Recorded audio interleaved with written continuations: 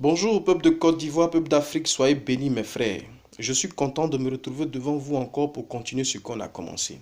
Mes frères, les nouvelles ne sont pas bonnes. Vraiment, les nouvelles ne sont pas bonnes. Gbagbo est en train d'être torturé, mes frères, mes soeurs.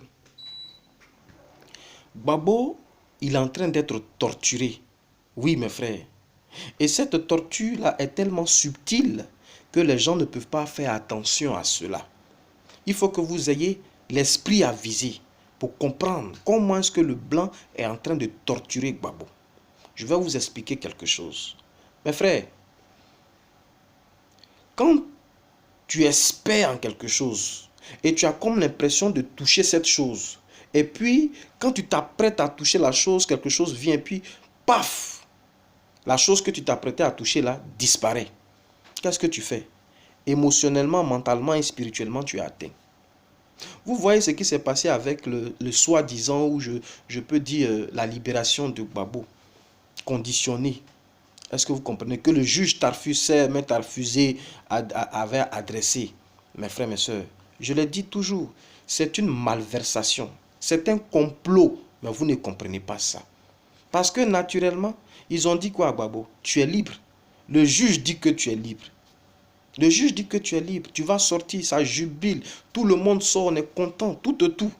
Mais quand Gbagbo va vouloir prendre son sac pour sortir, on dit non, non, non, tu n'es pas encore libre, il faut rentrer dans la maison. Vous comprenez? C'est ça la torture. Ça t'affecte, ça te tue à petit feu. Vous comprenez? Il n'y a pas juge Tarfusé à côté, il n'y a pas procureur Bensouda à part. Mes frères, ils sont dans le même plan commun. C'est eux qui font plan commun. Pour faire quoi? Pour détruire Gbagbo à petit feu, sans que personne ne s'en rende compte, mes frères, mes soeurs. Aujourd'hui, là, c'est quelle attaque encore ils ont envoyé? Ils disent quoi? Ils disent ce que le juge avait annoncé depuis, on dit que Gbagbo est libre, là. Et puis ils avaient donné 3 mois, un délai au procureur de faire appel, là. Et puis le procureur n'a pas fait dans les délais encore, là. Le délai est passé, là. Aujourd'hui, il se lève et dit non, ce qu'il avait dit là-bas, c'était oral. Mais maintenant, la décision, elle est écrite. Donc, c'est à partir de maintenant, là, qu'on va maintenant donner le temps au procureur de maintenant déposer son appel. Est-ce que vous comprenez un peu? Un jeu. Un jeu. Et cela, maintenant, on parle d'aller jusqu'en décembre. On parle d'aller maintenant jusqu'à l'année prochaine. Vous comprenez? Ils vont trouver quoi encore après ça? Ils vont trouver quoi encore après ça? Dans l'optique de quoi? De faire maintenir Gbagbo à la haie et surtout de le détruire à petit feu. Parce qu'il n'est pas Dieu. Blancs, ils savent ce qui se passe. Émotionnellement, quand tu es brisé, quand tu es affecté, c'est fini. Tu peux dire ce que tu peux maintenant être comme un fou. Tu dis maintenant des choses, tu délites, tu divagues. Et petit à petit, on ne te prend plus au sérieux. Voilà leur arme, mes frères, mes soeurs. Et voilà pourquoi je vous appelle. Je vous mets ça à votre appréciation. Afin que vous compreniez que il ne s'agit plus de tergiverser. Mes frères, il ne s'agit plus maintenant de jouer, je dirais, à l'hypocrite. Parce que vous, aujourd'hui, vous êtes des hypocrites. Oui, vous êtes en train de parler sur les réseaux sociaux. Vous êtes en train de faire de la politique. Vous êtes en train d'annoncer des marches ici, comment on appelle ça, des meetings ici, des revendications ici. Depuis que vous avez commencé revendications politiques, marches, tout là, Gbagbo il est en train de mourir là-bas. Gbagbo il est en train de mourir à la haie. Et ça ne vous dit absolument rien. Vous n'êtes pas bien. Vous n'êtes pas intelligent. Vous qui essayez, vous dites on combat là. Vous n'êtes pas intelligent. Et c'est vous qui faites que Gbagbo est encore là-bas. Pourquoi? Parce que naturellement, un homme, quand il se bat pour une cause là, quand il utilise une arme que ça ne va pas, il change d'arme. Il essaie tout ce qu'il peut avoir. Mais vous ne voulez pas changer. Vous êtes dans la même optique. Vous êtes dans la même vision. Mes frères, on va revendiquer. On va revendiquer. On va faire marche. On va faire sitting. On va faire meeting. On va faire politique. On va aller faire la fête de la liberté. Vous faites fête de liberté et le monsieur il est toujours emprisonné. Et vous ne voulez même pas vous asseoir pour dire on va chercher une autre voie. Regardez, mes frères, la loi dit, de Dieu dit, quand toi, homme, tu n'as plus de force là, quand tu n'as plus de force, tu as tout essayé, il faut chercher Dieu. C'est une loi biblique. Le roi Saül, quand il avait perdu ses ânesses, lui-même il a cherché. Lui-même il a cherché, on dit il est passé dans toutes les vallées, il est passé dans toutes les montagnes, mais il n'a pas vu. Mais qu'est-ce que son serviteur lui a dit? Mon frère, mon roi, mon maître, allons consulter le devin, allons consulter le prophète. Ça veut dire quoi? Allons chercher Dieu. Nous, on a fait, on n'a pas trouvé d'issue. Allons chercher Dieu. Mes frères, je vais vous dire une seule chose. Dieu dit, rien n'arrive sans ma volonté. Rien, rien, rien. Vous-même qui n'êtes pas dans la dimension spirituelle, vous le savez, vous le dites toujours de votre bouche, vous le confessez. Rien n'arrive sans la volonté de Dieu. Et quand c'est difficile, là, vous dites, Dieu a le dernier mot, Dieu a le dernier mot. Mais pourquoi vous ne voulez pas aller vers Dieu pour comprendre ce qui se passe avec le fait que Babo est emprisonné? C'est Dieu qui sait, c'est Dieu qui permet tout ça. Donc pourquoi on ne va pas demander à Dieu, Dieu, qu'est-ce que se passe et puis Babo est libéré, est emprisonné? Il va vous dire, parce qu'il répond, il dit, qui cherche trouve. Si tu me demandes, je vais te répondre, je vais te donner. Si tu me demandes qu'est-ce qui se passe, je vais t'expliquer qu'est-ce qui se passe.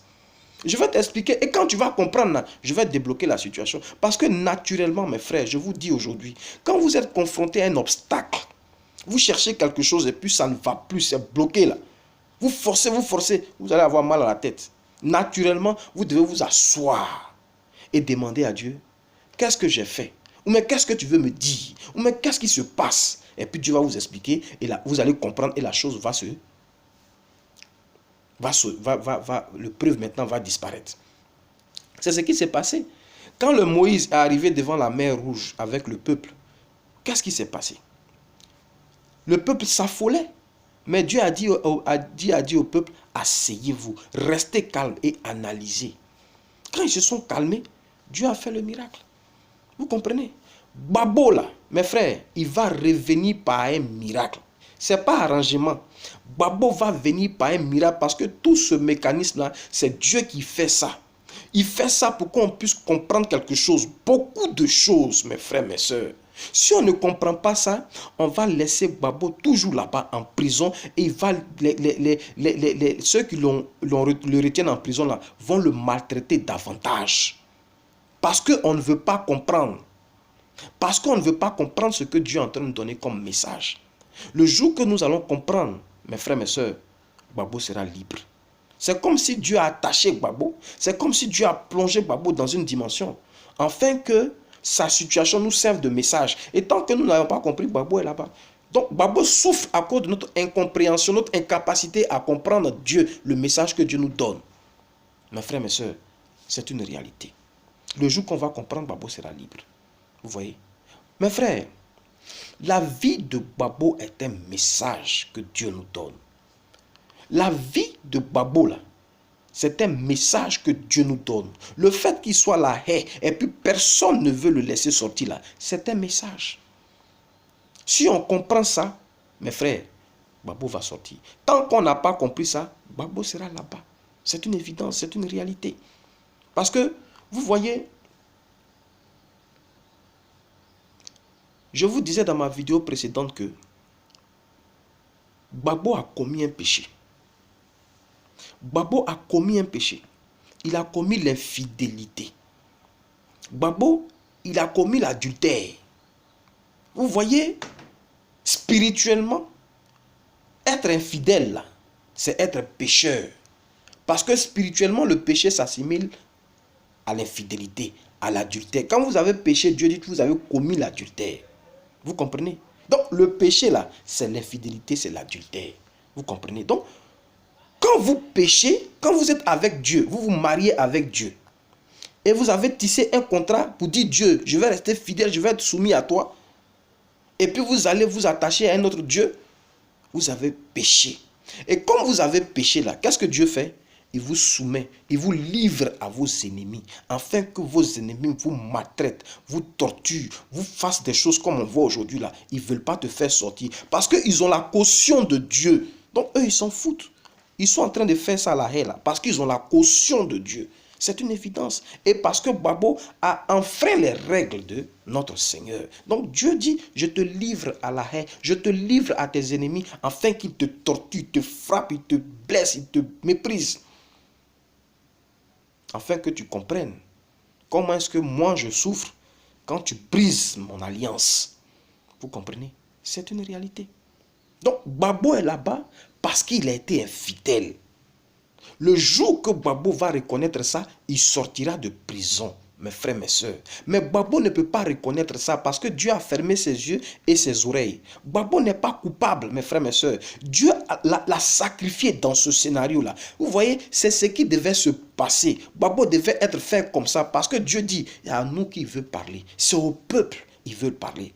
Gbagbo lutte pour quoi? Gbagbo ne lutte pas pour sa maison, il ne lutte pas pour les Ivoiriens, il lutte pour les Africains. Donc Dieu dit, je vais te prendre pour que tu puisses mieux parler aux Africains. Je vais te sacrifier en quelque sorte. Est-ce que vous comprenez? Donc c'est un message que Dieu veut donner, excusez-moi, aux Africains.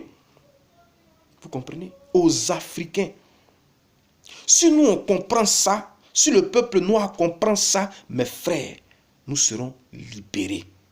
Nous serons libérés. Dieu va nous retirer de nos ennemis et il va nous donner de dominer nos ennemis.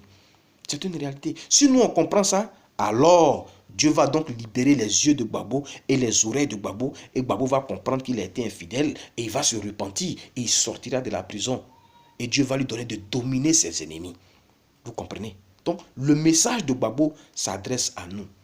Il y a des gens qui ne comprennent pas et qui ne comprennent pas mon message. Oui, pourquoi tu parles de Gbagbo? Pourquoi tu parles de l'intimité de Gbagbo? Mais français même on parle aussi, vous devez comprendre. Et puis spiritualité dans laquelle vous êtes là, vous devez aussi comprendre, mes frères, mes soeurs.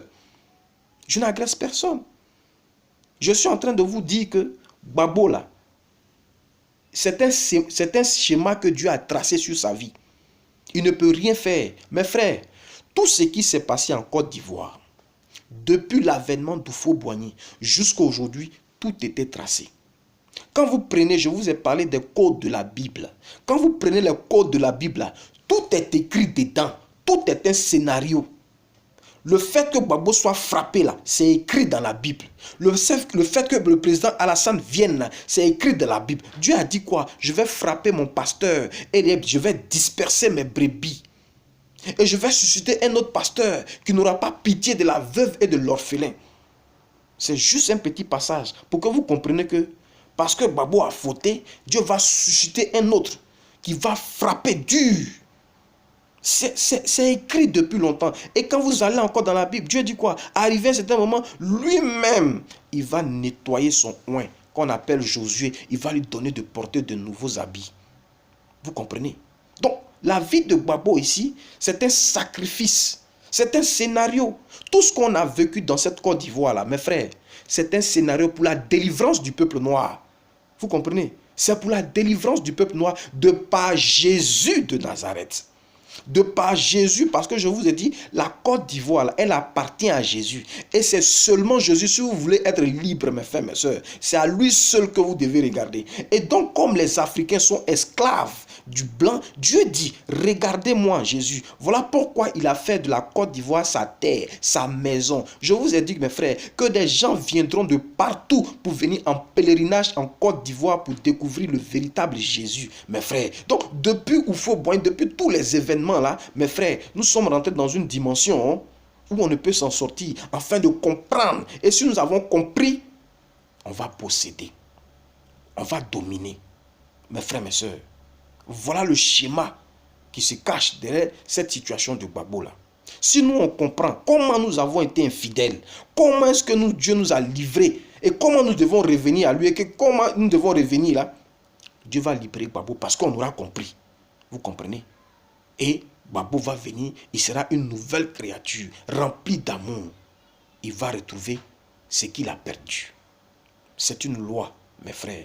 Donc, le message de Gbagbo, la vie de Gbagbo, là, le message qui est dans sa vie, là, c'est à nous que c'est destiné. Mes frères, l'infidélité que Gbagbo a commis et puis Dieu l'a soumis à ses ennemis, là, qui sont en train de le torturer, là, c'est de nous qu'il s'agit. C'est de nous le peuple noir. C'est de nous le peuple noir, mes frères, mes soeurs. Nous avons été infidèles. Nous sommes infidèles. Nous sommes infidèles, mes frères, mes soeurs. Oui, au départ, nous nous sommes mariés avec notre Dieu de gloire, Jésus de Nazareth, le Dieu de toute bonté. Mes frères, nous sommes de passage. Je parle du péché historique. Nous étions avec notre époux, le Dieu de toute bonté, de toute gloire, mes frères, mes sœurs. Oui. Et si ce Dieu-là, il est bon, on dit qu'il a donné sa vie pour sauver les autres. Donc, si tu es avec ton Dieu, si tu es un avec ton Dieu, tu dois forcément lui ressembler. Donc, en fait, nous aussi, on était très bons. On était amour, on était remplis d'amour.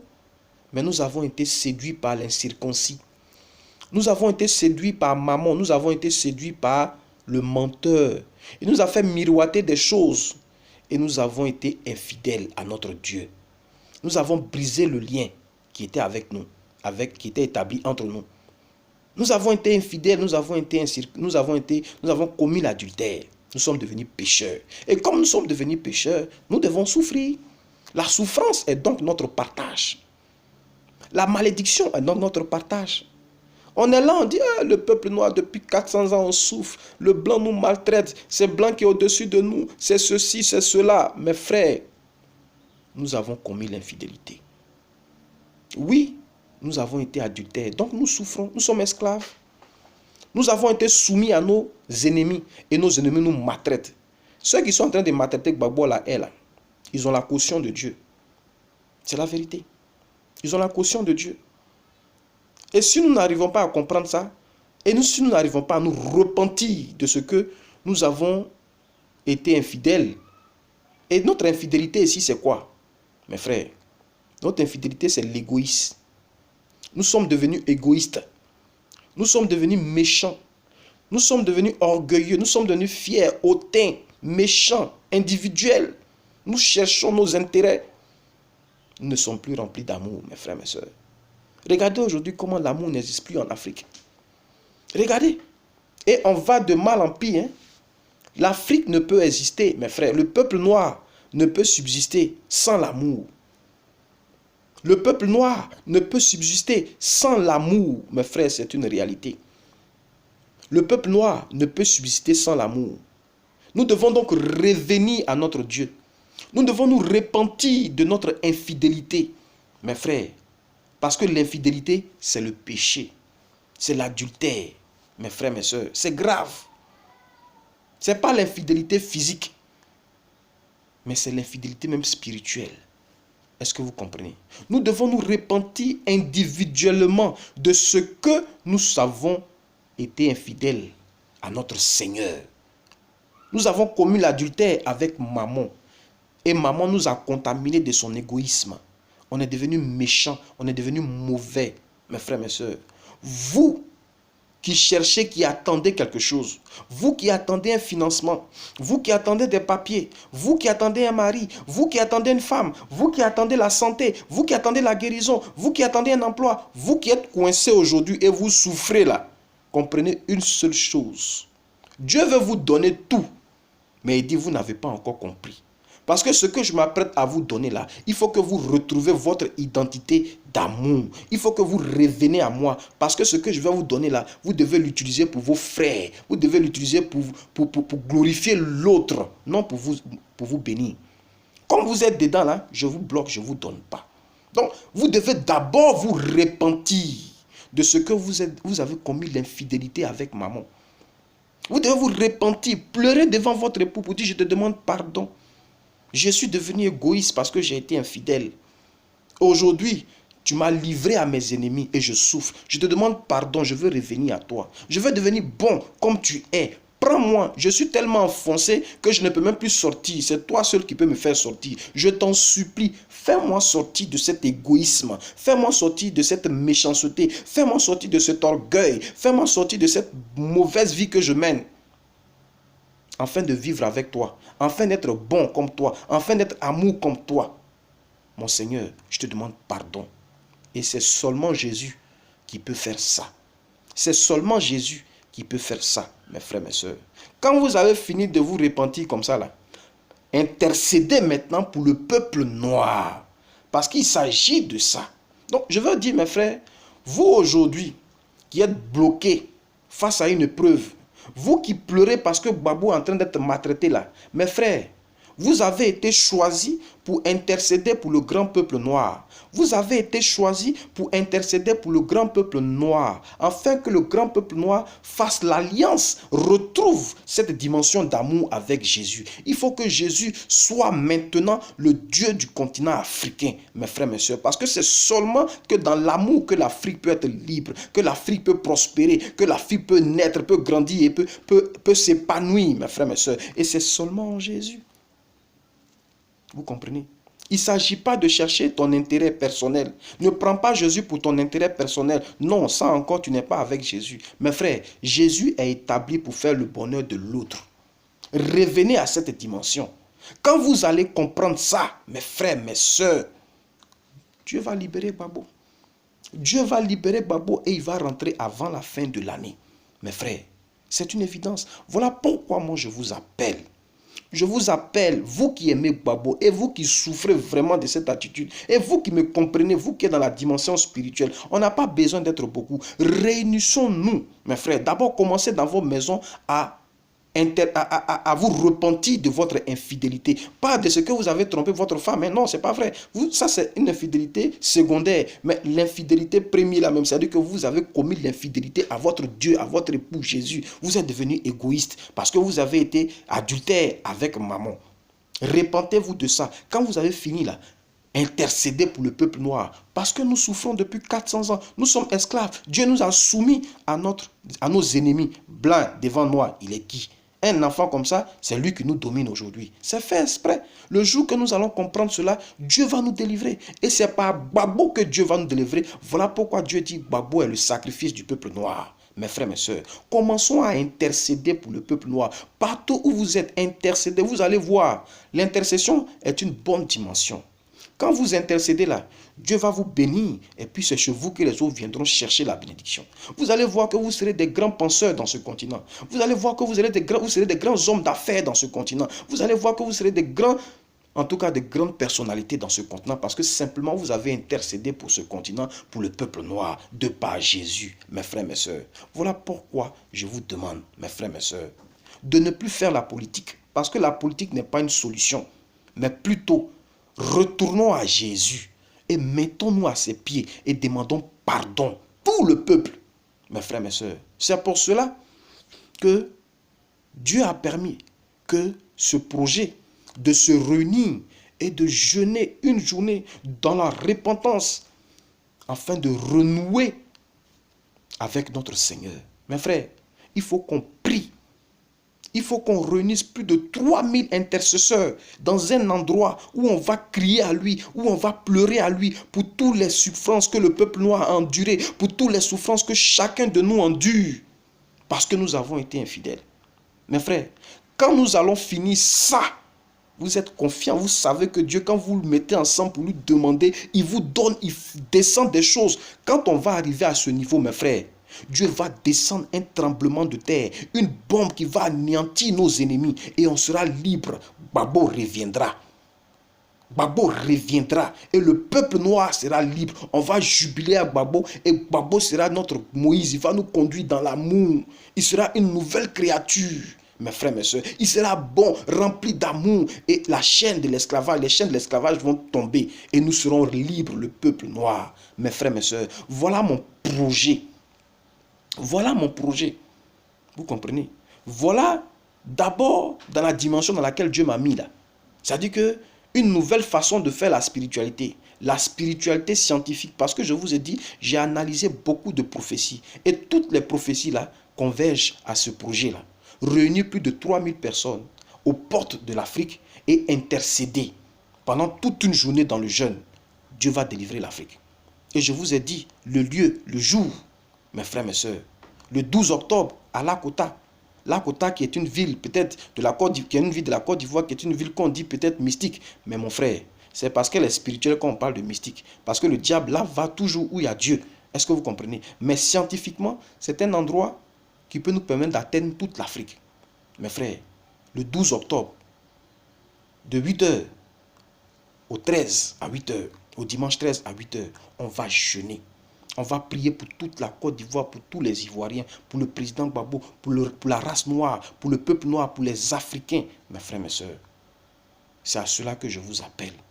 Intercédez, commencez à demander à Dieu pour ce projet-là. Et joignez-vous à moi pour que nous puissions intercéder. Pour que ce projet, ce jour de jeûne, de prière soit effectif. Voilà pourquoi je vais vous laisser des sujets de prière, mes frères. 3 sujets aujourd'hui. Chaque vendredi, je vais vous donner des sujets de prière. Aujourd'hui, priez pour que ce jour et cette date soient consacrés dans le sang de notre Seigneur. Que rien ne vienne faire obstacle à ce jour. Ça, c'est le premier sujet. Le deuxième sujet, que Dieu donc suscite tous les moyens nécessaires pour que nous puissions atteindre nos objectifs, mes frères. Et troisième sujet, que Dieu suscite plus de 3000 personnes, 3000 intercesseurs qui vont crier à lui, qui vont pleurer à lui pour la délivrance du peuple noir. Mes frères, ce sera une très grande fête spirituelle. Commencez à intercéder, mes frères. Et si vous voulez intercéder pour cette dimension, priez toujours à 5 heures du matin, avant que le soleil se lève. Si vous êtes en Europe, à 5 heures. Si vous êtes aux États-Unis, à 5 heures. Si vous êtes en Côte d'Ivoire, à 5 heures. Là où vous êtes, priez à 5 heures. Vous comprenez? Priez à 5 heures avant que le soleil se lève. Et commencez à faire la promotion de ce jour. Organisez-vous, créez des cellules et priez pour ce jour. Priez pour la délivrance du continent africain. Vous allez voir ce que Dieu va faire avec votre maison. Mes frères, mes soeurs, voilà le message que je voulais partager avec vous aujourd'hui. Vous avez mon adresse, écrivez-moi et apportez-moi vos suggestions pour qu'on puisse avancer. Mes frères, ne faites pas d'histoire. Ne vous battez pas les uns les autres. Tout ce qui se passait en Côte d'Ivoire, c'est l'œuvre de Dieu. Pardonnez, pardonnez-vous les uns les autres. Aimons-nous les uns les autres, afin que nous puissions avancer. Soyez bénis.